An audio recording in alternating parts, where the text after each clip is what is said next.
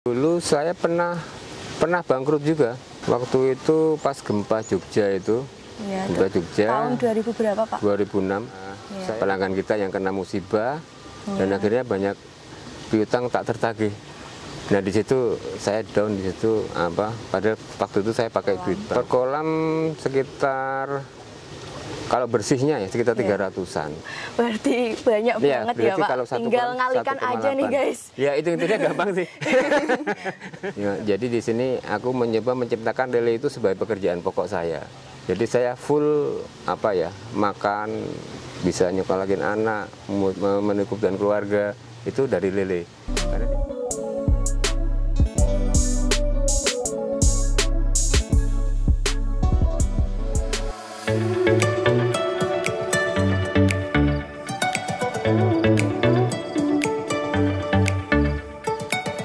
Assalamualaikum warahmatullahi wabarakatuh. Halo Sobat Budidaya, kali ini saya ada di Bantul nih guys, bersama pelanggan setia Hakim Terpal dengan Bapak Tri Wibowo. Bagaimana kabarnya Pak Tri? Alhamdulillah sehat. Wah, syukurlah Pak. Jujur ya Pak, saya baru pertama kali lihat kolam sebanyak ini. Cara tebar benih kolam sebanyak ini tuh gimana ya Pak? Jadi kita ada manajemen tersendiri ya dari tujuan kita kan. Iya Pak. Penebaran itu nanti menyesuaikan kan target kita tiap hari panen. Iya. Jadi kalau kita tebar benih untuk setiap hari kan nggak mungkin. Jadi kita bikin 1 minggu sekali tebar benih dengan 3 ukuran biasanya begitu. Jadi nanti diharapkan untuk panennya itu bisa bertahap, bisa tiap hari panen. Begitu aja sih. Ukuran benihnya itu berapa Pak? Kalau ukuran ideal kita ukuran 7 ya, 57 atau 7 cm lah, itu yang idealnya. Karena dengan benih ukuran segitu kita nanti nggak capek di budidayanya. Jadi kita nggak perlu sortir. Jadi paling kita ngecek aja setelah tebar 1 bulan itu, kita cek kalau ada yang besar kita ambil gitu aja. Selebihnya nanti dipanennya pas ini, sortirnya pas panen itu, pas yang nyortir pedagangnya gitu. Oh gitu ya Pak. Berarti nggak perlu sortir ya Pak kalau di sini? Nggak, karena kita dari benih ukur 7. Saya ini kan dari Pati ya Pak. Di Pati itu anggapannya ikan lele itu ikan kotor dan makanannya yang jorok kayak ayam tiran lah dan lain sebagainya kayak gitu. Kalau di Jogja itu sama apa enggak Pak? Sebenarnya sama ya. Iya. Jadi emang ada 1001 cara budidaya lele itu kan, ada banyak cara. Iya. Tapi kita di sini pakai full pellet karena kita mementingkan kualitas ya. Karena hasil budidaya kita tuh dari omah lele itu memang udah masuk kualitas ekspor. Jadi kemarin juga udah ada agen buyer yang udah mencoba ke sini dan udah melakukan tes lab dan fisik, itu semuanya udah masuk untuk udah layak untuk diekspor untuk di Asia ya. Iya, Pak. Untuk di Asia. Untuk merek pelletnya yang Bapak pakai itu apa Pak? Jadi kita banyak pakai banyak pakai merek ya. Iya. Ada STP, ada Tongwei, ada 781. Jadi kita menyesuaikan dengan kondisi pasar biasanya gitu. Kalau pasarnya permintaannya banyak, permintaannya baru tarik gitu, kita pakai protein yang tinggi untuk mengejar momen itu. Tapi kalau pasarnya agak menurun ya kita slow aja lah, kita pakai protein yang agak rendah. Oh, berarti yang membedakan itu proteinnya ya Pak? Protein ya, biasanya kalau protein tinggi kan cepat panennya. Oh gitu. Nah, seperti itu. Antara kan ini mau musim mau tahun baru itu ada peningkatan permintaan. Iya, permintaan.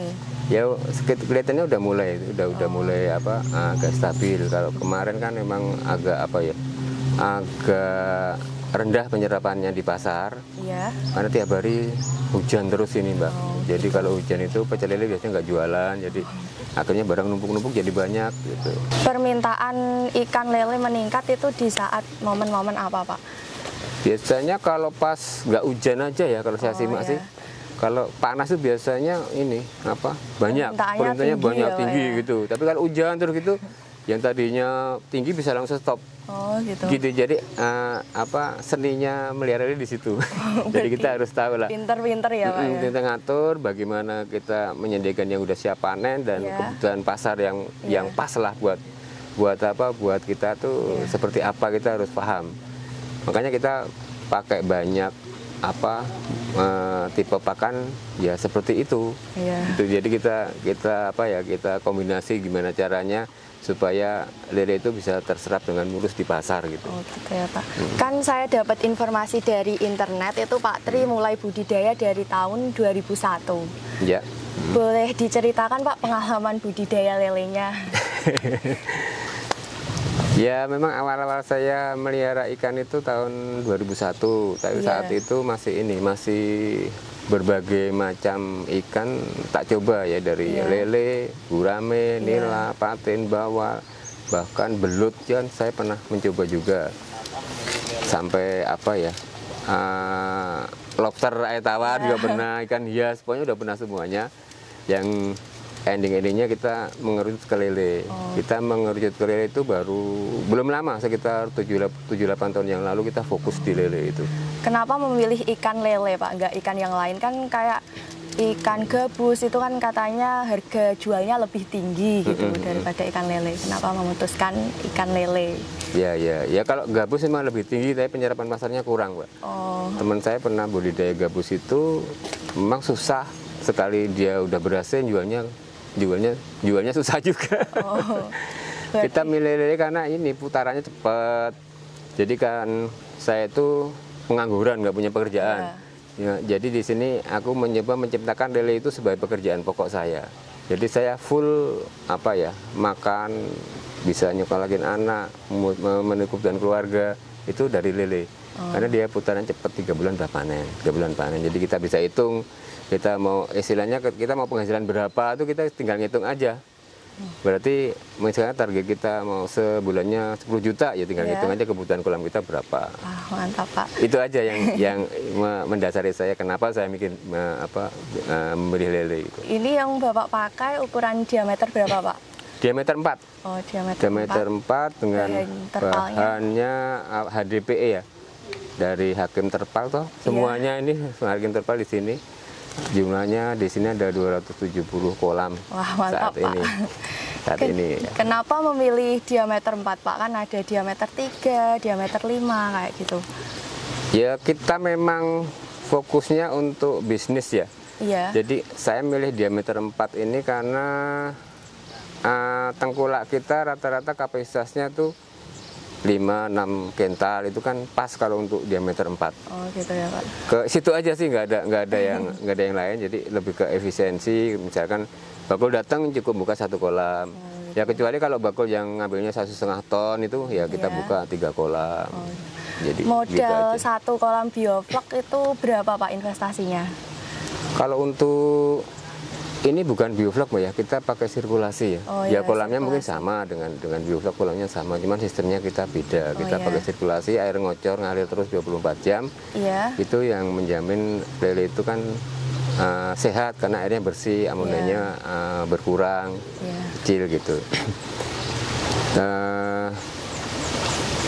Ya alasan apa tadi? Modalnya tadi. Oh modal ini satu kolamnya sekitar 20 juta Mbak. Untuk apa? Untuk kolam, benih, sampai pakan, sampai panen. Karena kita isi dengan 6.000 ekor dengan pakan yang bagus ya, terutama itu. Jadi modal itu udah masuk semuanya, udah instalasi kolamnya, instalasi air bersih, instalasi air kotor, pompa, listrik segala macam, termasuk sewa. Oh gitu ya. Mungkin kalau untuk yang punya lahan sendiri ya di bawah itulah, di bawah itu. Ya. Tadi kan Bapak bilang itu pakainya sistem sirkulasi, air 24 jam ngalir terus. Iya, ngalir terus. Itu kalau lampu mati atau listrik mati itu gimana Pak? Kalau lele kan tahan. Jadi kalau lampu mati kita biasanya ngelihat kondisi. Kalau airnya masih jernih ya kita kasih makan enggak apa-apa. Tapi kalau airnya kotor ya kita nggak kasih makan. Kita nunggu kalau air apa listriknya udah nyala, itu aja. Berbeda dengan nila, waktu itu aku pernah melihara nila, ya pada tebar juga sih seperti lele ini, pakai sistem kocor bagus sebenarnya. Tapi giliran mati lampu di malam hari, kita nggak tahu, tak tahu pagi hari mati semua. Oh iya Pak. Itu mungkin pengalaman buruk saya di nila, makanya saya terus pindah ke lele. Biasanya satu kolam bioflok ini tuh berapa kilogram Pak panennya? Ya, sistem sirkulasi tadi ya Pak pakainya. Kalau untuk tebar benih 6.000 sekitar 7,5 kintal. 7 sampai setengah kintal totalnya ya, total bisa panennya dengan 6.000 benih. Kalau kita isi dengan 10.000 ya bisa 1 ton lebih lah. Itu profit bersihnya berapa Pak per kolam? Per kolam sekitar, kalau bersihnya ya sekitar 300-an. Artinya udah bersih. Kalau yang profit kotornya sekitar 400-an. Oh, 300-an itu per kolam ya Pak ya? Per 1.000-nya. Oh, per 1.000. Per 1.000-nya. Kalau per kolam tinggal nanti kolamnya itu isi 6.000 ya berarti dikali 6. Kalau wah, berarti banyak banget ya Pak. Kalau tinggal ngalikan aja nih guys. Ya itu intinya gampang sih. Tapi yang jalaninnya kadang-kadang pusing gitu. Oh, iya. Tips untuk menjual lelenya itu gimana Pak? Kita memang apa ya, istilahnya kita harus punya komoditi. Lele itu harus kita siap dulu yang istilahnya kontinuitasnya kita jaga dulu. Kemudian kita baru menjalin hubungan sama bakul. Jadi semua bakul itu kan perlunya kontinuitas. Selama kita bisa menjaga kontinuitas, bakul itu kan tidak ada masalah sebenarnya. Yang bikin bakul itu pindah-pindah itu karena nggak bisa menjaga kontinuitas itu biasanya itu. Ya nomor 1 itu kontinuitas harus dijaga supaya pelanggan kita juga nggak kecewa gitu aja. Pasti dalam sebuah berbisnis ini ya Pak, pasti pernah mengalami kerugian. Pasti Bapak pernah mengalami kerugian, itu penyebabnya apa Pak? Dulu saya pernah bangkrut juga. Waktu itu pas gempa Jogja itu. Gempa Jogja. Tahun 2000 berapa Pak? 2006. Saya juga masih merangkap jadi bakul waktu itu. Itu pas gempa banyak pelanggan kita yang kena musibah dan akhirnya banyak piutang tak tertagih. Nah di situ saya down di situ padahal waktu itu saya pakai duit bank. Ya udah akhirnya bangkrut. Pasti sedih itu ya Pak ya. Ya nggak bisa digambarkan seperti apa gitu. Tapi kita nggak patah semangat, kemudian kita bangkit lagi dengan mencoba tanpa hutang, dan akhirnya bisa bangkit lagi. Gitu. Lele juga terkenal dengan kalau bau kolamnya Pak. Lah, apalagi kalau kita berbudidaya lele di pemukiman warga, pasti menimbulkan pro dan kontra. Cara mengatasi bau kolamnya itu gimana Pak?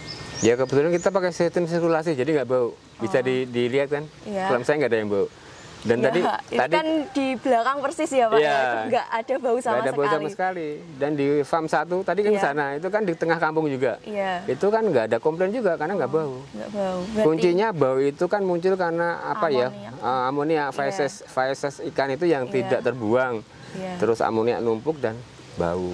Kalau selama yang bikin bau itu kita buang ya selesai kan masalahnya. Di Indonesia itu banyak Pak yang berbudidaya, apalagi di Jogja ya. Pasti ada 100-an orang berbudidaya. Tips follower TikTok nih Pak buat untung berbudidaya. Yang perlu dipersiapkan ilmu Mbak. Jadi ilmu itu harus dikuasai dulu. Jadi kalau ilmu itu udah dikuasai, baru meluncur ke tahap berikutnya di budidaya itu. Selama kita belum menguasai ilmu ya susah kalau untuk untung itu loh. Bisa hidup aja susah kan. Itu yang terutama ilmu itu. Jadi ilmu nomor 1. Setelah itu baru modal. Oh, modal ya Pak yang paling pertama. Ilmu Mbak. Punya modal nggak punya ilmu ya percuma gitu loh. Sekarang banyak kan orang-orang di luar sana yang banyak uang tapi sekali terjun ke lele gagal karena mereka nggak mempersiapkan untuk ilmunya, SDM-nya nggak disiapkan yang mampu untuk berbudidaya itu. Kuncinya di ilmu kalau menurut saya sih. Motivasi Bapak untuk pembudidaya muda ini gimana, Pak? Ya tetap semangat, pantang menyerah ya.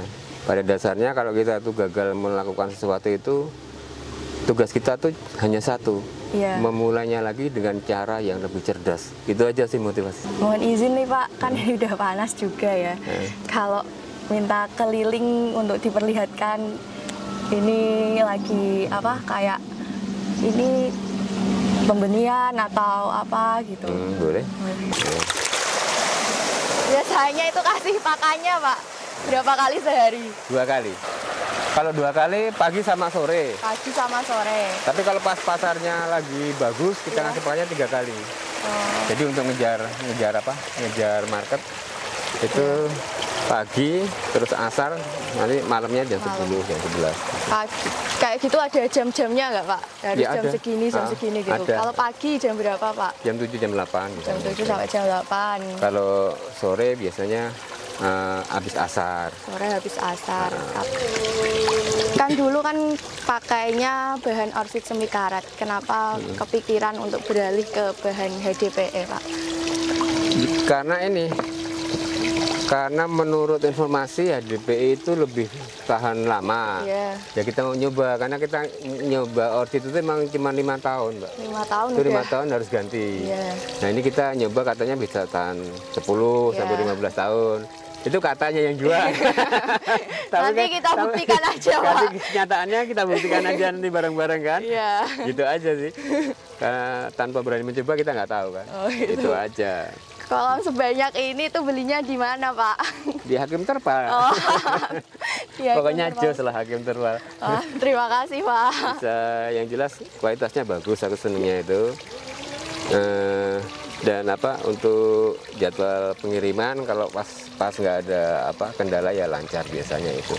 Nah kemarin yang terakhir kan yang agak terkendala mundur sampai 1 bulan. Itu kan ya karena ada efek ekonomi global. Ya saya maklum aja sih. Kenapa pilih di Hakim Terpal Pak untuk beli kolam terpalnya? Karena di lainnya nggak ada, Mbak. Yang bisa bikin bahan HDPE. HDPE yang kolam bundar. Saya baru ketemu di Hakim Terpal, yang lainnya ada tapi kualitasnya nggak bagus lah. Masih pada bocor itu loh. Di sambungannya itu masih pada sering bocor. Ya, Pak, kalau itu, di Hakim Terpal Pak? Di Hakim Terpal selama saya pakai bagus sih, belum ada yang bocor. Berarti sebanyak kolam ini belum ada yang bocor ya Pak? Belum. Ya paling ada 1-2 yang bocor karena bawaan kan, tapi kan dikasih yang buat nambal itu. Ya memang ada, nggak banyak sih, cuma 1-2 lah itu. Ada yang mungkin dalam pengemasannya atau apa gitu loh. Mantap Pak lelenya. Kayak gini. Bisa coba Pak? Nih, monggo. Ditebar gitu aja ya Pak ya?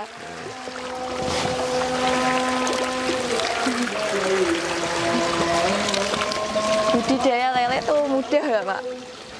Iya, kalau udah dapat ilmunya mudah. Ya kadang-kadang kan orang pengen instan, jadi nggak bisa menikmati prosesnya. Ya harus begitu melihara terus untung. Nah itu yang masih susah kan di situ. Berarti yang tadi kan Bapaknya juga bilang yang pertama itu ilmu kemudian modal. Terus nanti kalau udah ya tinggal mengikuti aja ya Pak ya? Terima kasih Pak Tri atas waktunya. Mohon maaf kalau saya ada salah-salah kata kayak gitu. Nggak ada salah kok. Motivasinya sangat luar biasa. Semoga semakin lancar usahanya dan makin berkah. Amin. Dan bisa tambah kolam yang lebih banyak lagi. Amin. Ya insya Allah kita nanti akan tambah. Ya itu tadi wawancara singkat dengan Bapak Triwibowo. Kalau mungkin ada pertanyaan bisa langsung tulis di kolom komentar.